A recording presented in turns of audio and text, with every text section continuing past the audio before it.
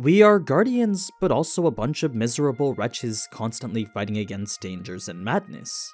Such a quote defines what it means to be a Beyonder, but for Klein, becoming one meant something a little bit different. It was all part of his efforts to get back home. Still, choosing to do so wasn't easy, and gaining the rights to become one was even more difficult. We just didn't get to see it since the whole event which earned him that right was left out. There was a whole cutscene involving this guy and Klein's assistance in capturing him. Aside from this are the insane amounts of lore the anime simply can't include, so if you're curious to know more about different sequences, Roselle's diaries, Beyonder powers, or just grasp the story a little bit better, stick around as this will cover all of that. Let's get started. Episode 2, Beyonder, covering chapters 19 to 44 from Volume 1 of the web novel.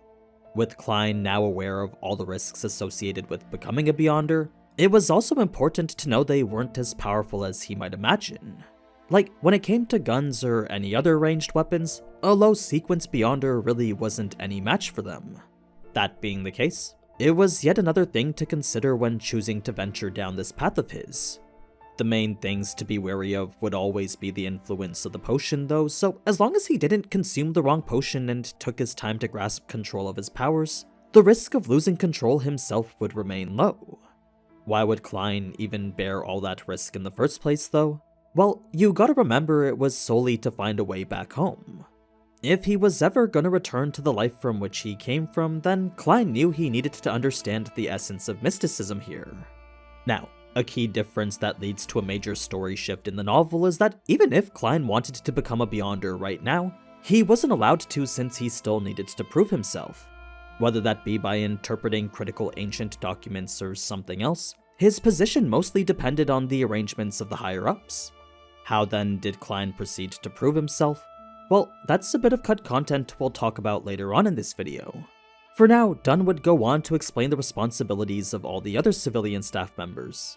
These were the tasks Klein believed he would be responsible for as well, but as it turns out, Dunn had something else in mind. His only tasks were to find hints of the notebook's whereabouts and read all the literature in the armory. Next, Dunn would point out the large structure known as the Chaunis Gate, identifying it as a core component under every central cathedral in every major city. It was founded by the man who created the Nighthawks, and behind it lay potion formulas, magic materials, and even a holding ground for heretics, mutants, cultists, or other nefarious people. The gate is always guarded by at least one formal Nighthawk member, and inside are 2 keepers provided by the church. Countless traps defended it as well, so under no circumstance was Klein to ever go beyond the Chaunis Gate. Inside were all sorts of classified documents and records, then in the basement were items known as sealed artifacts. These were extraordinary tools that, if placed in the wrong hands, could cause immense destruction. Some even have certain living characteristics, and that could go to influence their surroundings, attempt escape, or try something even worse. So, in a way, these sealed artifacts were kinda like SCPs, anomalous type entities that needed to be strictly monitored and controlled. These artifacts are also graded on a scale where at the top they were extremely dangerous and not to be talked about in any capacity, while anything lower could be used with specific limitations or basic care and moderation. The lowest grade was still considerably dangerous, but as long as it was used carefully, it could be brought out for operations that required 3 or more people. Now, to quickly know how dangerous an artifact was, one simply needed to look at the numbering. For the one in episode 3, this was 2-040, the grade 2 sealed artifact number 40. Dunn would then mention a corrupted archbishop who lost control and stole one of the most dangerous artifacts the church had, but that's a story I'm sure will be mentioned later. Of the foreshadowing they did give though, it was received like a very ominous warning since this was one of the artifacts they couldn't even keep records on. Everything about it needed to be passed on verbally. Never could it be written into words. It was after this that Klein would be sent to see Neil, a once formal member of the Nighthawks no longer suitable to handle cases anymore. He had refused to be a keeper of the Chaunis Gate, so now he simply spent his days accompanied by his documents and records. Documents Klein was sent to help him arrange here. This would first be after Dunn had given him his advance payment, since as someone who's seen his place, Dunn felt Klein needed an upgrade. He also needed to purchase a cane and a new suit too. It was then that Klein would turn to head to Old Neil's, but 2 more times Dunn would interrupt him to remind him of something else. For protection, he needed to carry some demon hunting bullets, then for practice he was to go to the range and fire 30 regular bullets daily. The police owned their own underground shooting range, part of which could be used by the Nighthawks.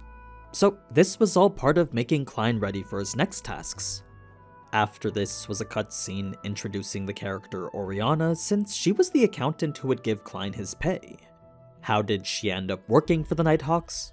Well, that's a story not too different from Klein's. You see, it was 16 years ago that a serial killer was terrorizing the city, butchering women in a series of gruesome murders that left them gutted. Oriana was about to be that killer's 6th victim, up until the Nighthawks had saved her. As it turns out, this butcher was a Beyonder, and his numerous victims were all part of a sadistic ritual preparation for the devil.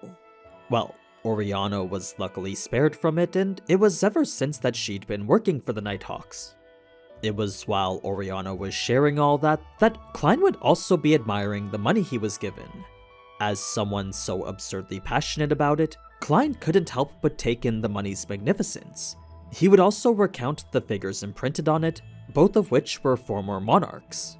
There was Henry Augustus I, who Klein felt an indescribable closeness to, then William Augustus VI, the man responsible for freeing the Lowen Kingdom from the shackles of the Old Order.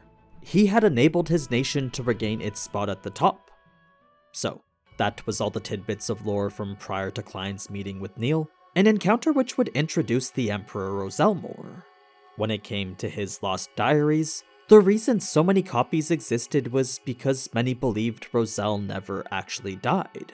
They instead think he became a god himself, hidden from society but still worth worshipping. It was at all these cult rituals the Nighthawks would occasionally find Roselle's notebooks, leading to the ones Neil has in possession here. Now, the records Klein read were pretty much the same in the novel, but the one about the guy trapped in a deep darkness also mentioned he could approach reality on the day of the full moon every month. His entry about potions highlighted the importance of acting, as well as the name of the potion being the key to digestion. The next entry came from 9 months later, and that was the news of an opposition forming against him. With the Faesek in the north, the Lowen from the east, and the Fainapotter in the south, all Roselle's enemies had joined together to fight him. Still, Roselle was confident he would come out on top, mentioning something about higher grade sequences. His next entry was about losing communication with a ship seeking the forsaken land of the gods, then the one after was about a woman named Ithaca who he seemed to like more than Florena. That last one wasn't really that important, but all the others bore priceless information Klein could take advantage of. Digesting and acting were extremely significant, then this forsaken land of the gods seemed quite important too. It was when Klein was brought back to reality that his inquiry for more entries led to quite the interesting revelation. You see, with not many Beyonder-related incidents happening anymore, there haven't been many opportunities to procure these types of resources. Potions were becoming more and more scarce since, over the past few centuries, the monsters required to make them have become more just records and books. What I mean is that you'd be hard-pressed to find dragons, giants, elves, or even sea folk anywhere. This led to some jokes about creating the Fantastic Beasts Protection Association, then proceeded into the matter about getting bullets for his revolver. It's here where the anime starts to really branch off, since rather than segue immediately into Klein becoming a Beyonder himself, he instead leaves, runs into Leonard, who Klein quickly perceives as a little bit gay, then goes home to settle all his household affairs first. There was an interesting line where Leonard makes a random comment seemingly to no one, but that was just an action Klein didn't look very much into. Now, it was right before Klein would leave the Nighthawks that he would first have a deeper conversation with Roseanne. The whole thing essentially fleshed out her, since Klein was asking questions pertaining to Beyonders while she was doing everything she could to convince him not to become one. Since her father was an unfortunate casualty of it, this whole realm of mystery was an area she disagreed with wholeheartedly. It was a sentiment backed by some rather wise words from her father. 2 weeks before he had sacrificed himself, he had mentioned how one should never think they can resolve hidden risks or combat by simply becoming more powerful or a higher sequence. To him, it was actually quite the opposite. In the end, death and insanity were the only two outcomes, and that was a fact which proved true for him especially. That's when Klein would insist he only wanted to know the basics, so after a bit of pushing, Roselle would finally cave for him. She would reveal high sequence Beyonders were going extinct. There were only about 30 or so Beyonders in their entire city to begin with, but when it came to those who were really high up there, very few were still around anywhere these days. Then, for the Beyonders who were around, most were only at sequence 9. Roselle then spoke about the path the Church of the Evernight Goddess held full possession of, identifying their sequence 9 as the Sleepless. This was someone who didn't need to sleep at night. It's not like they didn't sleep at all, but unlike a normal person, they could get by with only 3 to 4 hours of it during the day. Their other powers were the ability to see through darkness without any lights, an increase in power the deeper into the night it was, enhanced strength, intuition, and mental capacity when it was night, then an innate ability to detect unknown dangers that lay in the dark. They weren't so strong as to possess any supernatural abilities though, so in order to fight monsters, they still relied on bullets or other means. After that was the sequence 8 Midnight Poet, then beyond that was the sequence 7 Nightmare. These were the sequences Leonard and Dunn were at, and Dunn was one of only 2 sequence 7s in the entire city. That was all Roselle knew for that path, so Klein would then ask about more of the other sequence 9s. He was looking for whichever allowed him to study and grasp more knowledge. If he could somehow end up on a path like that, then he figured he could leverage that to find a way back to his old life. Unfortunately, the only one Roselle could recall was Mystery Prior, then an incomplete sequence 7 title by the name of Spirit Medium. This would be all the information Klein could get, leading to his departure and eventful journey back home. It's here we get into quite a bit of cut content too, but the topics it deals with aren't entirely important. There was Klein's stop to purchase the cheapest yet most practical cane he could find, a review of the Lowen Kingdom's regulation on firearms and weapon permits, a brief moment practicing the draw of his gun over and over, then the reveal of his new job as a consultant to Melissa. Klein wanted to go out to eat to celebrate, but Melissa insisted he save his money instead. She was even against moving out too, since to her, their living conditions weren't as bad as they could be. This then led to a whole chapter of Klein trying to convince Melissa otherwise, citing reasons like societal expectations and marriages. Melissa was still way more concerned with financial stability, so this was a conversation the two would have to have later. For now, Klein would have to deal with other matters, specifically the job interview which he now needed to withdraw from. This brings us to a scene in the university, and is actually the place where we first meet Isaac. That, however, is a scene from episode 3, so we can leave that one for later. What comes next is probably the most important cut content so far, since it's a sequence of events earning Klein his spot as a Beyonder. The whole arc is 4 chapters total though, so unfortunately this will be a very basic rundown of it. Just remember, Klein doesn't get to be a Beyonder just because he wants to. It's a position he first had to work for. As for the way he had earned it, well, in the novel, it was because of how he handled the man who was following him here. Turns out he went beyond just stalking him on the street and even went so far as to break into Klein's house. He had done so at a time when Klein was asleep, but thanks to a timely warning from Dunn in his dreams, Klein was able to wake up and force the man out. Leonard and Dunn then took care of things from there, revealing the man to be part of an ancient organization known as the Secret Order, an underground group established in the 4th Epoch and related to the Solomon Empire. It was from them that the Antigonus notebook had originated, and it was only due to their negligence that it was lost. So it was this man who was tasked with retrieving it, unfortunately leading to his capture here. Now, normally the Secret Order was very difficult to deal with, so the fact Klein was able to assist with the capture of one of its members, well, that was a contribution worth rewarding. It's because of this that Dunn would present him with an offer very few were given. He could either continue accumulating merit and wait to qualify as a worthy member of the fully complete Sleepless path, or become a Beyonder now and choose one of the sequence 9s from the 3 other incomplete paths they had. The first was the previously mentioned Mystery Priors, and that originated from a strictly confidential group known as the Moses Ascetic Order. They were a strong-willed order centered around the maxim, do as you wish but do no harm. Their Sequence 9 potion granted a rudimentary understanding of anything magic-related, so that included witchcraft, astrology, and any other mystical knowledge. Mystery priors also became knowledgeable in a great deal of magic rituals, but that opened the door to the ability to sense certain existences they maybe shouldn't.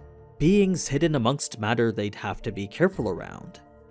Next was the Corpse Collector, and this gave anyone who digested it the same properties an undead would have.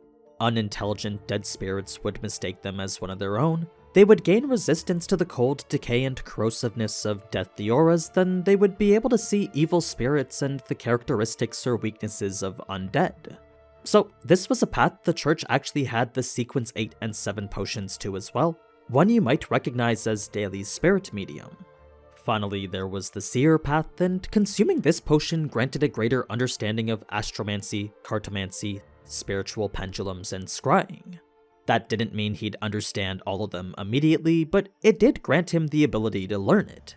It was a path not necessarily suited for fighting, but in terms of knowledge and mysticism, it was far better than the Mystery Prior.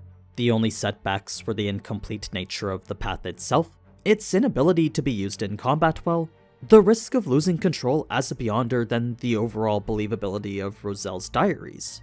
As stressful as such a choice was though, all that was incomparable to the terrible feeling of not being able to return to Earth again. You see, after recalling all these fond memories of his past life, Klein knew the only right path was the one forward. It was one only achievable by becoming a Beyonder. Fast forward past a couple chapters of Klein choosing his new house, moving out, then moving in, and that's when we finally get back to the Blackthorn Security Company. Klein would express his intent to become a seer, stating how the other pathways just didn't meet his requirements. Now, when I said taking the potion would only give Klein the ability to learn about mysticism, what I meant was that there would be 3 places from which the knowledge he was seeking would come from. The first was experimentation, summarization, and enhancements. The second would be from the gods themselves, then the third the dangerous murmurings and illusory enticements Beyonders were occasionally exposed to. There were sometimes cases where these mysterious voices would describe matters related to mysticism. Should one try to listen to those voices for a bit too long though, there was no doubt they'd eventually go mad, fall to corruption, then become monsters. It's for those who do unfortunately meet that fate that it's their notebooks that are usually filled with all sorts of valuable information. In any case, Klein taking this potion didn't make him a formal member of the Beyonder team. He was still to be a civilian staff member, simply because it would take time to adapt to whatever power he develops. I mean, to go out and take part in paranormal missions right from the get-go, well, that would mean certain death for sure. When it came to building the potion itself, for sequences of 7 and below, those typically didn't require anything other than the exact ingredients. Where beyond that, one might have to participate in the ritual on a spiritual level, for 7, 8, and 9, one simply needed to follow the formula and mix it. In fact, not all the ingredients even needed to be exact, as for the Seer potion in particular, it was only the last 2 that needed precise measurements. They could be slightly under by just a little bit, but if they were ever too much, then anything from a mental breakdown to death could happen. So it's those last 2 ingredients that were put in with great precision, and it was once finished that Klein would proceed to ingest it. The anime does a great job animating the entire process of it, but for those wondering why he needed to envision what he did, it was also he could stabilize his mind and gain control again. By focusing on something he knew, he was able to mitigate the potion's energy and reduce any seepage of it.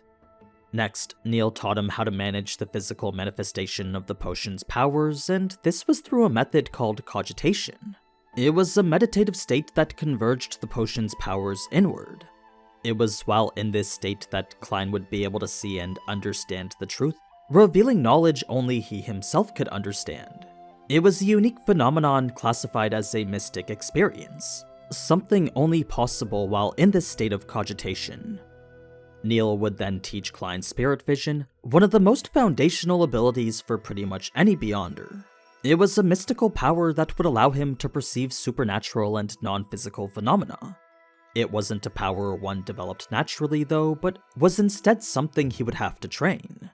So, First, Neil would have him discover his aura, one of 4 non-physical parts split from a person's biological body. Aura was part of a person's ether body, and that reflected a person's physical health and emotion. On the deepest inner part was a person's soul body, and that referred to their spiritual core. Beyond that was the astral projection, and that was a person's spiritual connection to the cosmos. It was the part most commonly used for divinations and spellcasting. Finally, there was the body of heart and mind, and that was the connection to one's brain and mental capacity. For potions that improved one's analysis and observation, this would be the area it would typically target. So, for now, Klein would be focused on aura, where every color he would see would indicate something different. This applied to the astral projection level as well, meaning Klein should be able to easily read how a person was feeling too. Finally, he would see inanimate objects didn't emit spiritual traces like organic ones, but materials from extraordinary beings did. Though the creature it came from was dead, some of their leftover parts still carried what's called remnant spiritualities. They were typically the parts most crucial to potion making. Now, I know episode 2 still has that whole part with Leonard and Klein, but considering how far behind I am and the isolated nature of that specific incident, I might skip ahead to focus on the incident with the clown. I will try my best to keep making timely videos for this, but there's just so much content it's hard to keep up with it. That said, I could skip ahead to the current episode, or I could stay where we're at and remain 4 episodes behind.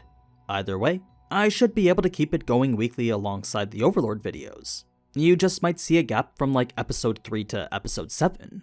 But anyway, if you liked what you saw, then leave a like and be sure to subscribe if you want to see more. Until next time though, ciao!